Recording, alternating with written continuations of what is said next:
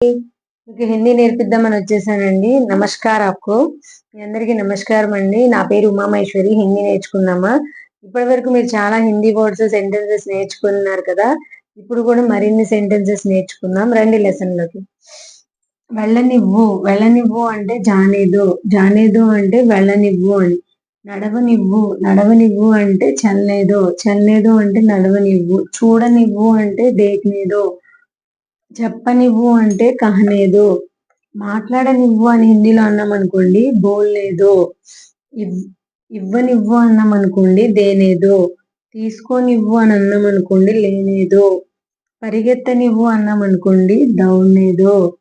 వదిలిపెట్టు అన్నాం అనుకోండి చోడ్దో.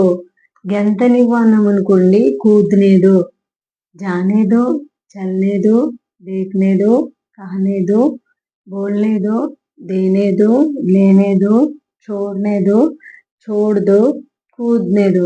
చూసారు కదండి ఈ వర్డ్స్. ఇవి ఎలా ఉపయోగిస్తామంటే జానేదో అంటే ఓ ఆద్మీకు జానేదో అంటూ ఉంటాం చూసారా, అలాంటప్పుడు అంటాం ఆ మనిషిని వెళ్ళనివ్వు అని.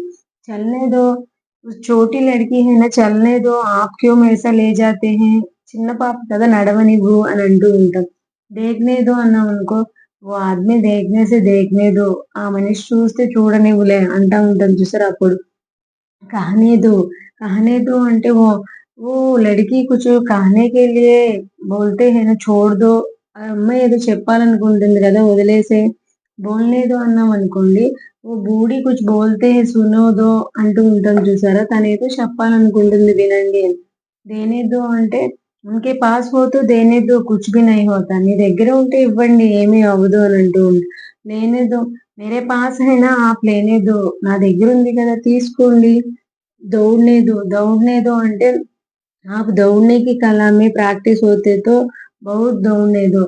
తను నడవాలి కనుక పరిగెత్తనివ్వు అని అంటూ ఉంటాం. చోడ్దో అంటే ముझे छोड़ दो ना ये काम मुझे अच्छा नहीं लगता है. ఈ పని నాకు ఇష్టం లేదు వదిలేసేయండి అన్నప్పుడు.